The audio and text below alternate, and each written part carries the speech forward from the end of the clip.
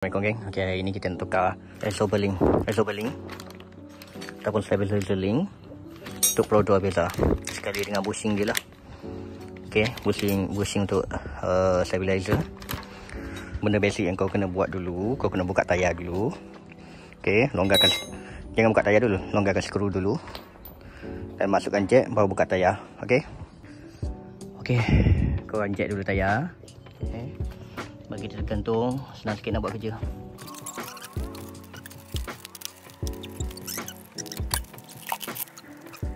Hari ni kita nak tukar benda ni lah, besi ni. Okay, ni getah ni pun dah koyak, sini dah koyak, so dia ada bunyi lah. Okay, so kita nak tukar stabilizer link ni, okay, dengan bushing ni. Okay, bushing stabilizer bar ni. Okay, bushing dia kat sini. Okay, untuk buka ni dia ada skru 14 dan bawah pun sama 14. Okay, jom kita buka.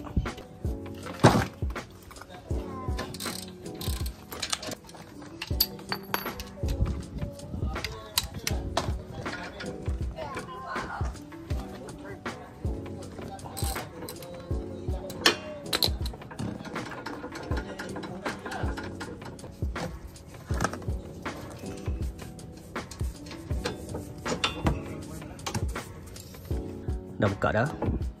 Dah buka. Isoberlink. So dah beli yang baru. Yang baru. Okey.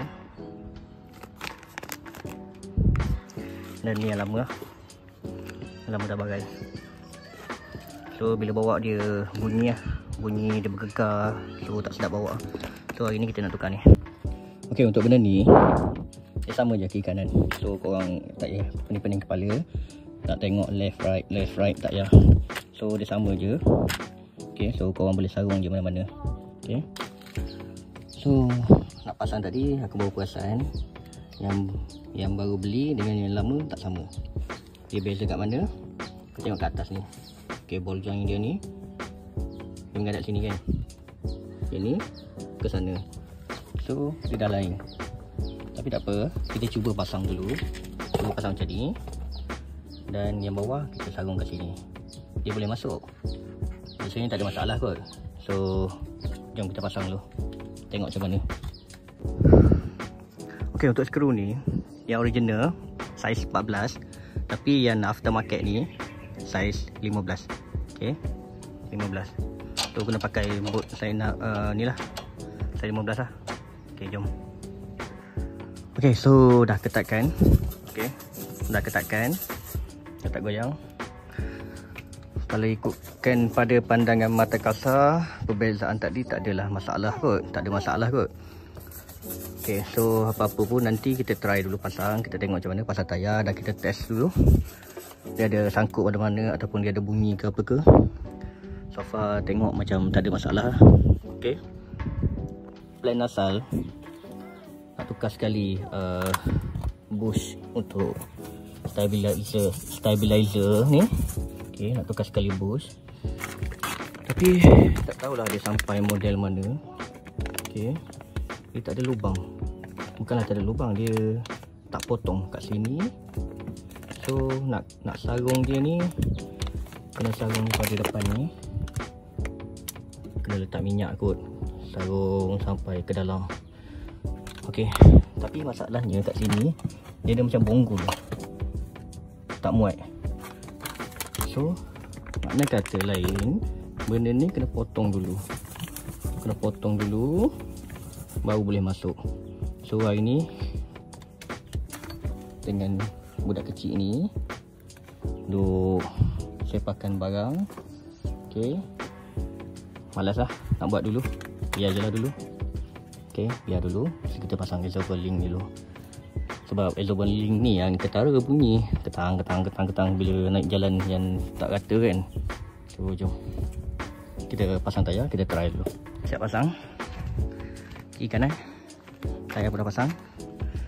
Jom kita try. Ada bunyi lagi tak? Jom kita try jalan ni. Jalan ni lubang boleh tahan juga dengan jalan-jalan kuning ni. So jom kita try. Rasanya okey kot.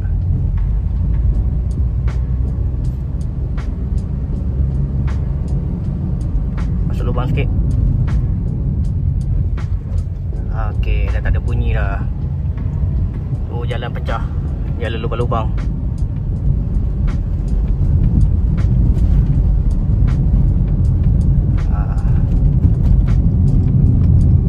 Okay, nice.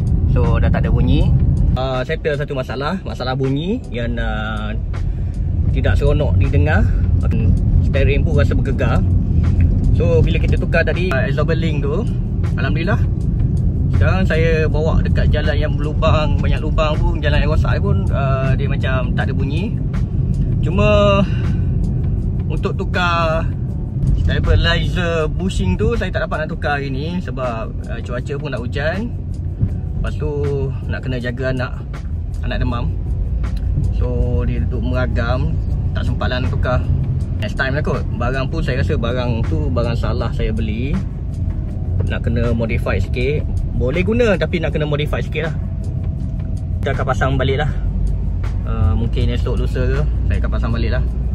Cara pasang nanti pun saya akan ajar lah nanti macam mana. Okay, so sampai sini dulu geng. Okay, Assalamualaikum. Jumpa lagi nanti.